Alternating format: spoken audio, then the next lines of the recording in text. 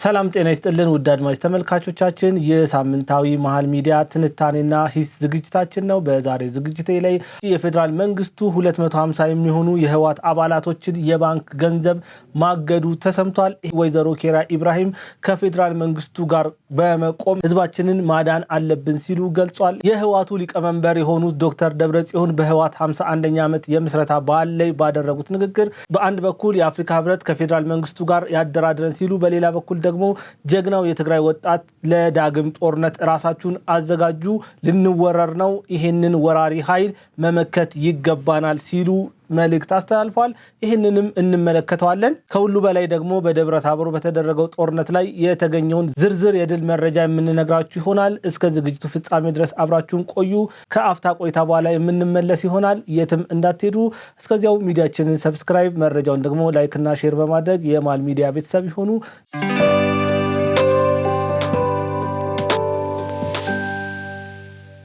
ተመልሻለሁ ውድ አድማጭ ተመልካቾቼ። ወደ መጀመሪያው መረጃ ሳልፍ ፋኖ ደብረ ታቦር ከተማ ገብቶ ያደረገውን ነገር ላየሰው በእሳት እንደመጫወት ነው። ደግሞ ያንን እድል ለፋኖ አይሰጥም። ለደቂቃ መከላከያ ቢወጣ ደብረ ታቦር ሁሉ ነገሯን እንድታጣ ነው የተደረገችው። ትምህርት ቤቶች ተቃጠሉ፣ የመንግስት ተቋማቶች ተቃጠሉ፣ የግለሰብ ቤቶች ተዘረፉ።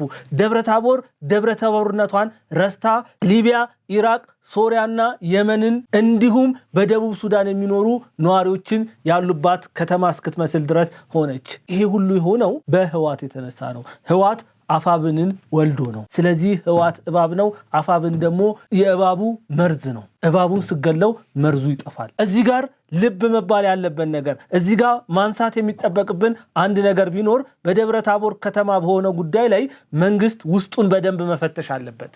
ምናልባት አሮጌው ማንነታቸው ያልተቀየሩ ዛሬም ቀን ብልጽግና ማታ ማታ ፋኖ ሆነው አሊያም የህወሓት ተላላኪ ወይ ደግሞ የሻቢያ ተላላኪ ሆነው አመራሮች ሊኖሩ ይችላሉ።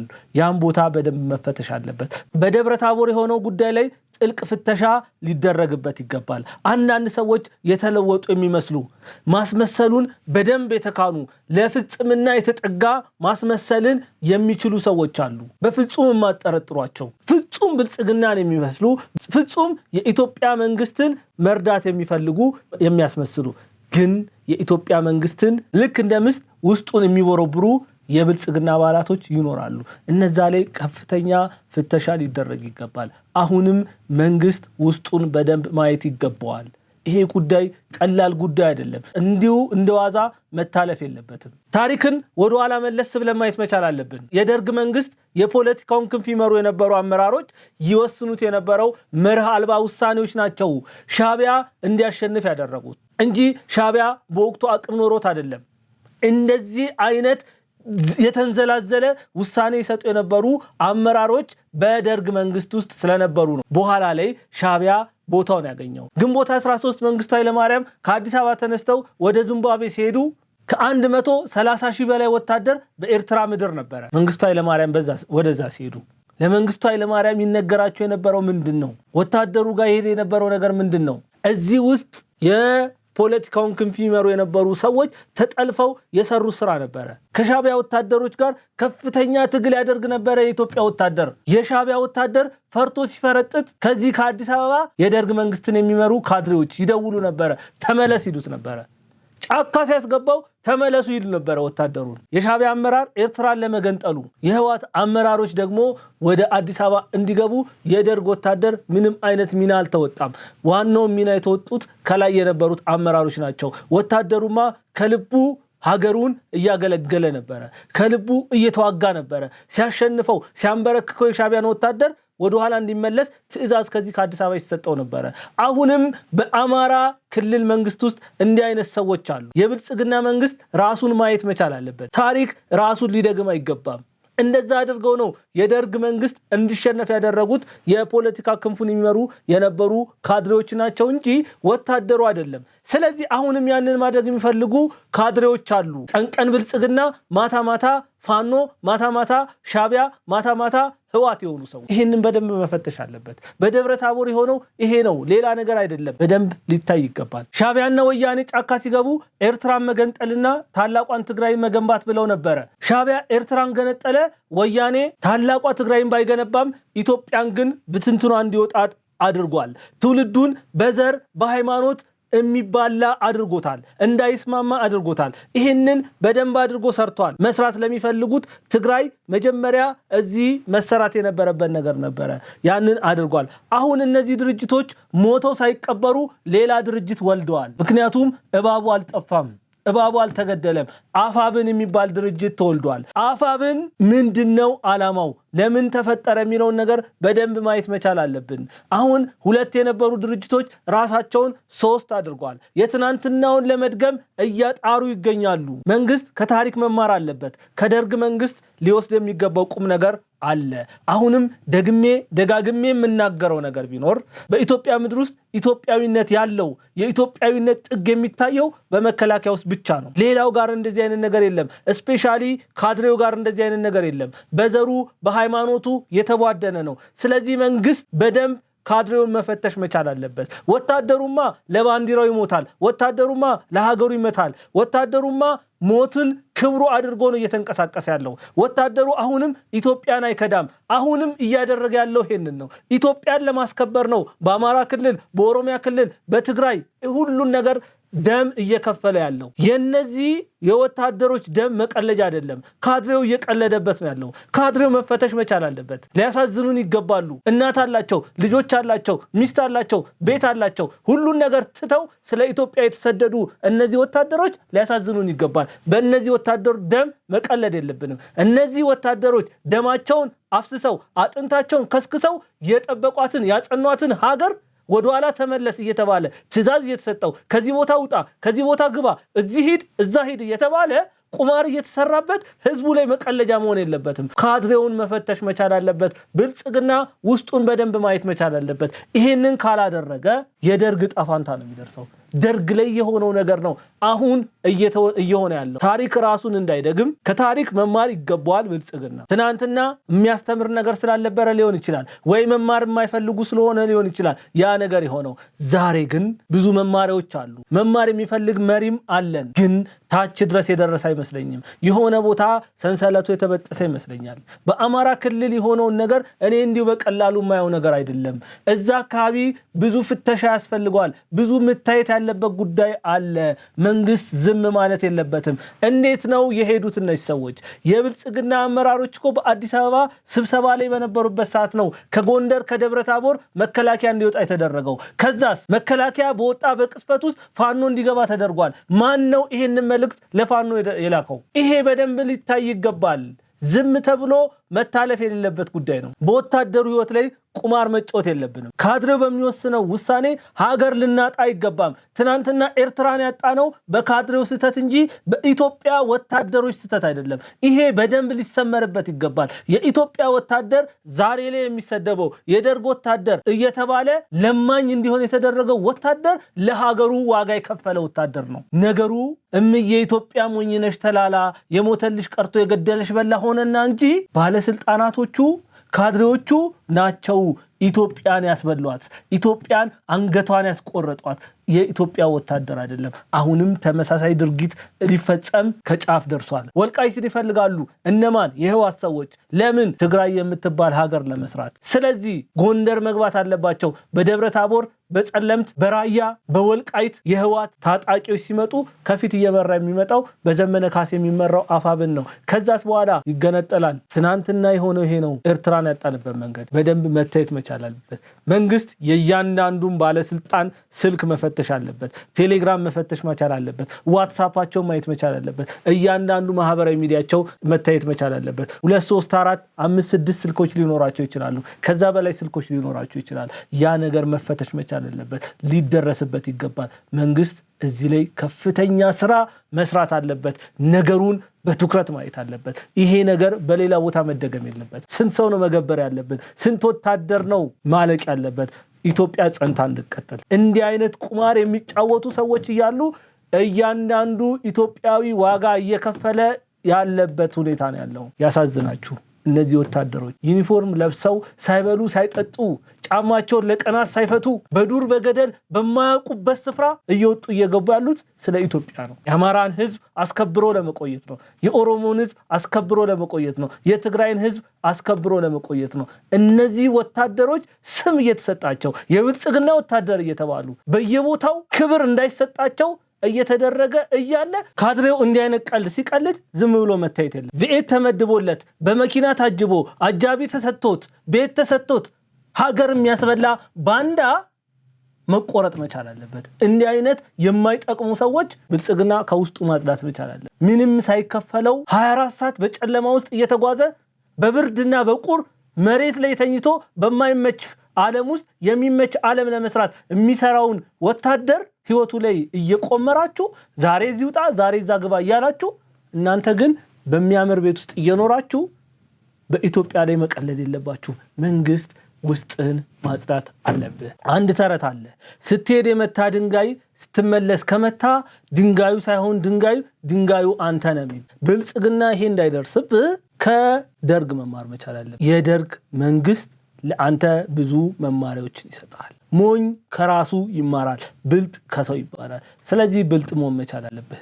እኔ የምለው ነገር ይሄ ነው። የሚገርመው ነገር ደብረታቦር ከተማ ውስጥ በሆነው ጉዳይ ላይ የህወሓት ታጣቂዎችና የሻዕቢያ ታጣቂዎች በአንድ ላይ ከአፋብን ጋር ሆኖ ነው ይህንን ያደረጉት። ከምንም በላይ የሚያናድደውና የሚያበሳጨው ደግሞ ራሱ የደብረታቦር ነዋሪ የሆኑ ወጣቶች ናቸው ከተማ ውስጥ እየመሩ ያስገቡት የሻዕቢያና የህወሓትን ታጣቂዎች። ደብረታቦርን ለማጥፋት ትብብር ያደረጉት የደብረታቦር ከተማ ነዋሪዎች፣ የጎጃም ነዋሪዎች፣ የሸዋ ነዋሪዎች፣ የወሎ ነዋሪዎች የሆኑ አፋብን ውስጥ ያሉ ታጣቂዎች ናቸው ይህንን ያደረጉት። ይሁን እንጂ ለሰዓታት በዛ ክልል ገብተው ይህንን ሁሉ ውድመት ካደረጉ በኋላ የአማራ ክልል ሚኒሻ ፖሊስና አድማ ብተና ባደረጉት ከፍተኛ ትንቅንቅ አስደናቂ ታሪክ አስመዝግበዋል። እንዲህ አይነት ድንቅ ኦፕሬሽን መስራት ችለዋል። ታላላቅ ጀብድ ተፈጽሟል። በዛ ቦታ ላይ ከክልሉ ተወልደው በአፋብን ውስጥ ሆነው ደብረታቦርን ያጠፉ እንዳሉ ሆነው ከአማራ ማፀን ወጥተው ደብረታቦርን ለማዳን ከፍተኛ ትንቅንቅ ያደረጉ የአማራ ሚሊሻ ፖሊስና አድማ ብተና ከፍተኛ ምስጋና ይገባቸዋል። ከፍተኛ ተጋድሎ አድርገዋል። አስደናቂ ታሪክ አስመዝግበዋል። ድንቅ ኦፕሬሽን ነው የወሰዱት። በዚህ ኦፕሬሽን 3 የአድማ ብተና አባላት ተሰውቷል፣ 7 ደግሞ ቆስለዋል። ይሄ ሁሉ ዋጋ ተከፍሎ ደብረታቦርን ወደ ሰላም መልሰዋታል። በደብረታቦር ከተማ ውስጥ ግን የጠላት ኃይል 271 ታጣቂዎች ተደምስሰዋል። ከተደመሰሱት 271 ታጣቂዎች መካከል 28ቱ የህወሓት ታጣቂዎች መሆናቸው ከመታወቂያቸው ላይ ተገኝቷል። የተንቤን ነዋሪ፣ የውቅሮ ነዋሪ፣ የሽሬ ነዋሪ፣ የአድዋ ነዋሪ እንደሆኑ በመታወቂያቸው ላይ ተይዟል። ከ271 ታጣቂዎቹ 28ቱ የህወሓት ታጣቂዎች ነበሩ። ሌሎቹ ቀሪዎች የሻዕቢያና የአፋብን ታጣቂዎች ነበሩ። ፋኖ እንደሚለው ለአማራ ህዝብ የቆመ ከሆነ ለምን በደብረታቦር ከተማ ይህንን ሁሉ ግፍ ፈጸመ? የእውነት እነ ፋሲሌን ያለም እንደሚሉት እነ መሳይ መኮንን እንደሚሉት እነ ሀብታሙ አየሉ እንደሚነግሩን ከሆነ ፋኖ ቅዱስ ነው ብለው መልአክ አድርገው እንደሚነግሩን ከሆነ ጎንደርን ለማጥፋት ከሻዕቢያና ከወያኔ ጋር በጋራ ለመቆም አያስፈልገውም ነበረ። እነ ዘመነ ካሴ እንደሚነግሩን እነ አስረስ ማሬ ዳምጤ እንደሚያወጡት መግለጫ ከሆነ ፋኖ የዚህን ያህል ጀግና ነው ብለው እንደሚነግሩን ከሆነ ሴቶችን አይደፍርም ነበረ። አቅም የሌላቸው ሽማግሌዎችን አያሰቃይም ነበረ። እውነት እነ ማርሸት ጻዬ እንደሚነግሩን እነ መምህር ፋንታውን ዋቆ እንደሚሰብኩን ፋኖ የእምነት ሰው ቢሆን ኑሮ አባቶች ካህናቶችን አያርድም፣ ቤተክርስቲያንን አያወድምም፣ አያቃጥልም ነበረ። በዚህ ቡድን ውስጥ የሚንቀሳቀሱ ሰዎች በፋኖ ትግል አማራና ኢትዮጵያ ነፃ ትወጣለች እንደሚሉት ከሆነ ለምን ከኢትዮጵያ ጠላት ከሆነው ከሻዕቢያና ከግብጽ ጋር አብረው ይሰራሉ? ይህንን ጥያቄ መጠየቅ መቻል አለብን። ዞር ብለን ነገሮችን ከዚህ ቡድን ጋር አብራችሁ እየሰራችሁ ያላችሁ ሰዎች የእውነት ለአማራ ነው ወይ የምንታገለው? የእውነት ለኢትዮጵያ ነው ወይ የምንታገለው ብላችሁ ራሳችሁን ጠይቁ። በጣም ያሳፍራል እየሆነ ያለው ጉዳይ። አማራን እያጠፉ አማራን እያወደሙ ቤተክርስቲያን እያቃጠሉ ካህናቶችን እየደፈሩ ሴቶችን ህፃናቶችን እያሰቃዩ ለአማራ ነው ትግል። ይሄ ቀልድ ደግሞ የሚገርመው እኮ ምላሳቸው አይሞትም። ከኛ በላይ ጀግና ማን አለ? ከኛ በላይ ማናዋቂ አለ? ከኛ በላይ ተኳሽ ማን አለ ይሉሃል። ከኛ በላይ መሬቱ የሚያንቀጠቅጥ ማን አለ ይለዋል። መከላከያ ዝም ሲላቸው በቃ ያዙን ልቀቁን ነው የሚሉት። የማይሉት ነገር ከነሱ በላይ ሁሉን ነገር አድራጊ የለም። ቡራ ከረዩ ይላል። መከላከያ ጠንከር ያለ ዕለት በእናታቸው ቀሚስ ውስጥ ለመግባት በእናታቸው ማህፀን ሆድ ውስጥ ለመግባት የማያደርጉት ጥረት የለም። ለቅሶ ይጀመራል። በድሮን ተቀጠቀጠን ይላል። አገዛዙ ንጹሃንን ጨረሰ ይለዋል። ራሳቸው ንጹሃንን እየፈጁ ራሳቸው ከተማ እያቃጠሉ ንብረት እያወደሙ እየዘረፉ እየሰረቁ ልክ ከነሱ ሁለት ሰው ሲገደል በቃ ለህዝቡ አዛኝ ሆነው አገዛዙ እንደዚህ ያደረገ ይላል። ድንቄም ነፃ አውጪ። እንዲህ አይነት ነፃ አውጪነት የለም። ይሄ የሽፍታ ስራ። የአማራ ህዝብ ቆም ብለህ ልታይ ይገባል። ከዚህ በላይ መከራህን ማራዘም የለብህም። ከዚህ በላይ ስቃይን ማብዛት የለብህም። በቃ እነዚህ ሰዎች ለማንም የሚጠቅሙ አይደለም። ነፃ ማውጣት ከሆነ እውነት አማራ ተበድሏል የሚሉ ከሆነ ነፃ ማውጣት እየገደሉ እየፈጁ አይደለም። ምንም የማያውቁ ህፃናትን በስቅላት እየቀጡ እረ ከባድ ነው። ነገሮችን ሰፋ ብሎ ማየቱ ጥሩ ነው። ወደ ቀጣዩ መረጃ ሳልፍ ኢሳያስ አፈወርቂ በኢትዮጵያ ላይ የዋለውን ግፍ የሚከፍልበት ሰዓት ደርሷል። ጫካ ገብቶ ያፈረሳትን ሀገር ቆርጦ የወሰዳትን ኤርትራ ለኢትዮጵያ የሚመልስበት ሰዓት ተቃርቧል። መጫር ያበዛች ዶሮ መታረጃ ካሯን ታወጣለች እንዲሉ ኢሳያስ መጫር አብዝቷል። ቢለመንም አልገባ ብሎታል። በደብረ ታቦር፣ በጸለምት፣ በወልቃይት፣ በራያ በአፋር ክልል በተደጋጋሚ ትንኮሳዎችን እያደረገ ይገኛል። በእነዚህ ትንኮሳዎች መከላከያ አስፈላጊውን እርምጃ ወስዶበት ሻቢያ ወደ መጣበት ተመልሷል። ኢትዮጵያን ለማጥፋት የማይንደው ተራራ የማይቆፍረው ጉድጓድ የሌለው ኢሳያስ አፈወርቂ መቃብሩ በኢትዮጵያ ምድር ላይ ይሆናል። ኢሳያስ አፈወርቂ አሁን ላይ በኤርትራ ምድር ምንም አይነት ጦርነት እንዲደረግ አይፈልግም። ከትግራይ ህዋትን ከአማራ አፋብን የሚባል ድርጅትን እንደ አህያ ተጠቅሞ የአማራ ህዝብና የትግራይን ህዝብ ለማጥፋት ቆርጦ ተነስቷል። 51ኛ ዓመቱን የካቲት 11 ለማክበር ሽር ጉድ እያለ የሚገኘው 51 ሚሊዮን ችግሮችን በኢትዮጵያ ላይ የተከለው ህወሓት በመሪው ደብረጽዮን አማካኝነት የፌደራል መንግስቱ አርፎ ቢቀመጥ ይሻለዋል። የተፈራረምነው ፊርማ የተኩስ አቁም ስምምነት ነው። ይህንን ስምምነት በማፍረስ መከላከያን ወደ ትግራይ ክልል እያስገባ ይገኛል። ይህ ደግሞ የምንታገሰው ጉዳይ አይደለም፣ በክንዳችን እንመክተዋለን እያለ ይገኛል። ደብረጽዮን ይህንን ተናግሯል። በዛሬው ቀን ሰውየው የለየለት እብድ ነው። ምን መናገር እንዳለበት እንኳን የሚያውቅ ሰው አይደለም። ማይክ ሲያገኝ ሁልጊዜ እኛ ተራራን ቀጥቃጭ ትውልዶች ነን እንዳለ እንደፎከረ እንደሸለለ ነው። በውስጡ የፉከራና የሽለላ መንፈስ ገብቶበታል። የኢትዮጵያ ፖለቲካ ትኩሳቱ ዕለት ዕለት እየተባባሰ ይገኛል። ህወሓት ካሉት ታጣቂዎች መካከል አርሚ 11 ኮር 111 የሚባሉ ታጣቂዎችን እንዲሁም ሻቢያ ደግሞ 23ኛና 18ኛ ክፍለ ጦሮቹን የትግራይ ኃይሎች የሚለብሱትን ዩኒፎርም አልብሶ እንደ አማርያም በተባለ ቦታ ተኩስ ከፍተዋል። በዚህም ከሻቢያ 10 ወታደሮች ከህወሓት ደግሞ 14 ታጣቂዎች ተደምስሰዋል። በርካታ ቁጥር ያላቸው ታጣቂዎች እጃቸውን ለመከላከያ መስጠታቸው ተሰምቷል። ህወሓት እያለ ምንም አይነት ረፍት የለም። አሁን ደግሞ የሱ ቢጤ ሰካራም፣ የሱ ቢጤ እብድ፣ የሱ ቢጤ በድሃ ሞት ላይ የሚቀልድ በወጣቶች ሞት ላይ የሚቀልድ ዘመነ ካሴ የሚባል አጋሰስ አብሯቸው እየሰራ ይገኛል። ይሄ እብድ የሆነ ሰውዬ ወጣቱን እያስጨረሰ ይገኛል። ህወሓት ከፍተኛ ዝግጅት አድርጎ በሚመራው በዚህ ግጭት ውስጥ የዘመነ ካሴ አፋብን ከፍተኛ ድጋፍ እያደረገ ሲሆን እስክንድር ነጋም የአፋብን ስልጣን ምን ያደርግልኛል አልቀበልም በማለቱ ምክንያት ሸዋ ሬማ በሚባል አካባቢ መታፈኑ ተሰምቷል። ይህ ሁሉ እየሆነ ያለው በሻቢያ ቀጥተኛ ትዕዛዝ ነው። ትግራይን እየመራ ያለው ጊዜያዊ አስተዳደር የውሸት ነው። ሙሉ ለሙሉ ፈርሷል። ሙሉ ለሙሉ ተገዥነቱ ለሻቢያ ሆኗል። እየታዘዘ ያለው በህወሓት አመራሮች እንጂ ራሱን የቻለ አስተዳደር አይደለም። ራሱ የጊዜያዊ አስተዳደሩ ሻቢያ ነው። ራሱ ጊዜያዊ አስተዳደሩ ህወሓት ነው። እነዚህ በጋራ ተደምረው በኢትዮጵያ የፌደራል መንግስት ላይ ከፍተኛ ተጽዕኖ ለመፍጠር እየሰሩ ይገኛሉ። ኢትዮጵያን ለማፍረስ ለማውደም እየሰሩ ይገኛሉ። በዚህ ሁኔታ ውስጥ ደግሞ አፋብን የሚባል የዘመነ ካሴ እብድ ቡድን ደብረ ታቦርን ወሯል። የፌደራል መንግስቱ ከዚህ በላይ መታገስ የለበትም። የትዕግስቱ መጠን አንዳንዴ ከፈጣሪ በላይ ልሁን የሚለውን ነገር ማቆም መቻል አለበት። ህወሓት መቼም አይሻሻልም። ተመክሮ ተዘክሮ የሚሰማ ቡድን አይደለም።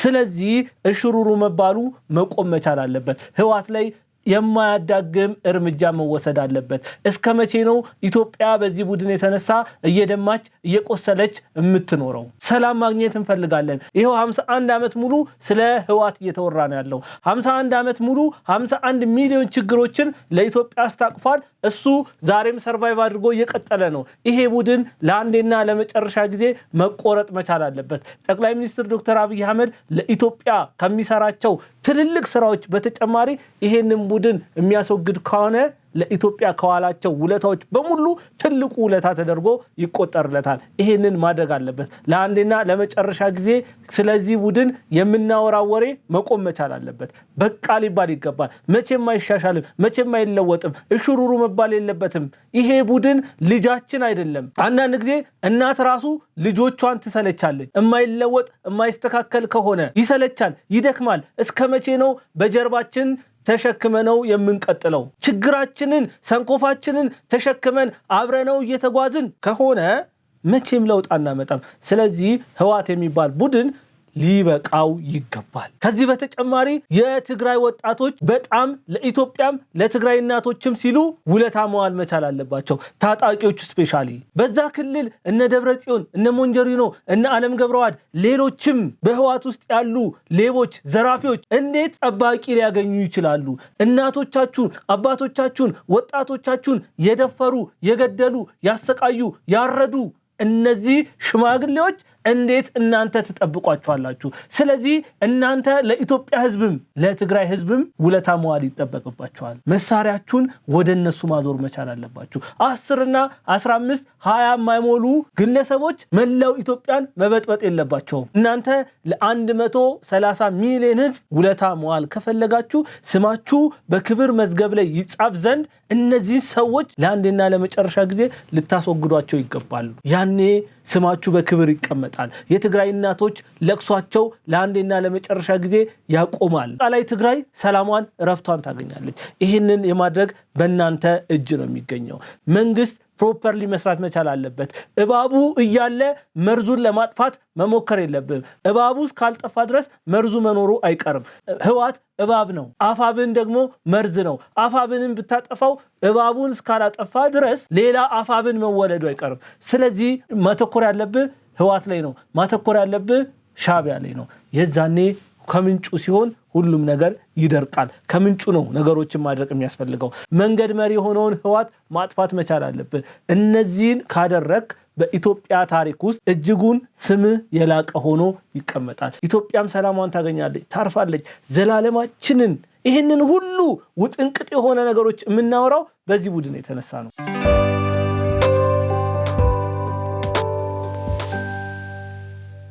ሐሳብ አስተያየታችሁን እናንተ ስጡበት። በእኔ በኩል አበቃው። መልካም ጊዜ ይሁንላችሁ።